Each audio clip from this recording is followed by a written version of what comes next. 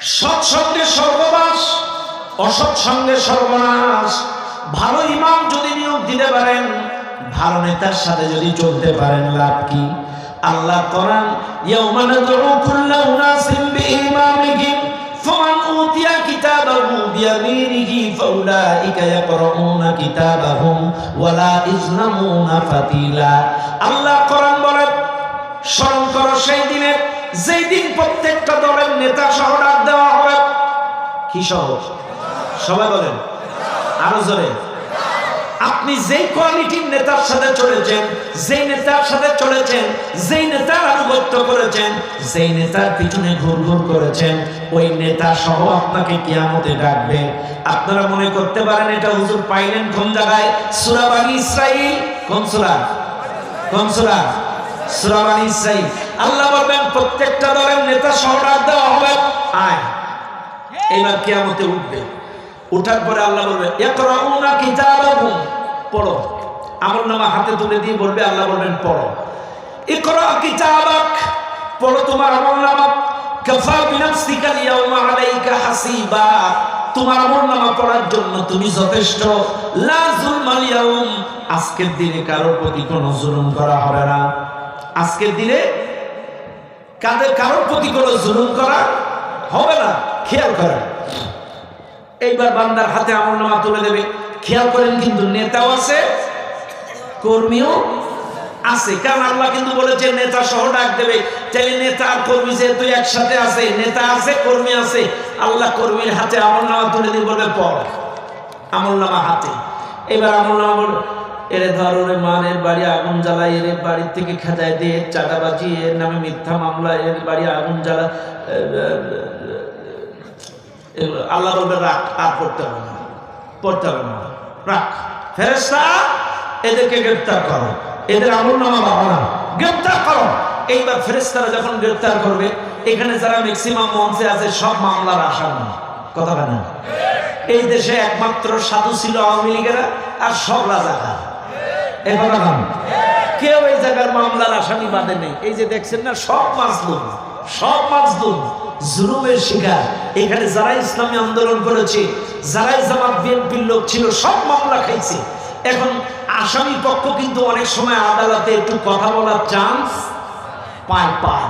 বিচারক জিজ্ঞাসা করে, তোমার কি কিছু বলার আছে? তুমি কি দোষী না নির্দোষী? স্যার, আমি নির্দোষ। কথা পায় না?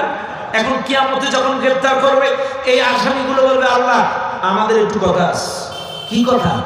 তখন আসামি বলবে, وقالوا ربنا إنا أطعنا سادتنا وكبراءنا فأضلونا السبيل। আল্লাহ, আমরা তো দুনিয়ায় ওই নেতাদের আনুগত্য করতাম, নেতাদের কথায় চলতাম, ওরা যা বলেছে তাই করেছি। ওরা বলেছে এর ঘর ধরেছি, বাড়ি ছাড়া জ্বালিয়েছি, চাঁদাবাজি করেছি, মিথ্যা মামলা দিয়েছি, বাড়ি ছাড়া করেছি। কাজে আজকে আমাদের একা ধরলে চলবে না, ওদেরকেও ধরো। রব্বানা আতিহিম দুইফাইন মিনাল আযাবি ওয়ালআনহুম লা'নান কাবীরা, ওদেরকেও ধরো, দ্বিগুণ আযাবে পাকড়াও করো। কারা বলবে? কর্মীগুলো নেতার বিরুদ্ধে মামলা দায়ের করবে, নেতার বিরুদ্ধে সব ফাঁস করে দেবে। আমাদের দেশে এখন দিচ্ছে না? এখন দিচ্ছে। আমাদের দেশেও কিন্তু এখন সব ফাঁস করে দিচ্ছে। এই যে দেখেন, আনিসুর কাকুকে যখন গ্রেফতার করলো, আনিস কাকু তুই একাই, কিন্তু আনিস কাকু বলছে মুরব্বী। ও তখন পুলিশ কয় কিসের মুরব্বী? বলে ওই যে দরবেশ।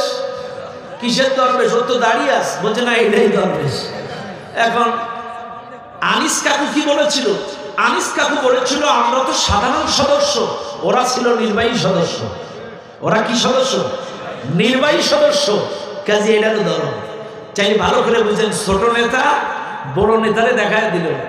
খেয়াল করেন ভাইরে, বিভিন্ন নেতাদেরকে এখন পুলিশ রিমান্ডে নেয়, আর বলে তোরা এগুলো করলি কেন? বলে উপরের আদেশ। কি কয়? কাজে কিয়ামতের দিনও এই কর্মীগুলো বলবে, আল্লাহ কথা কম।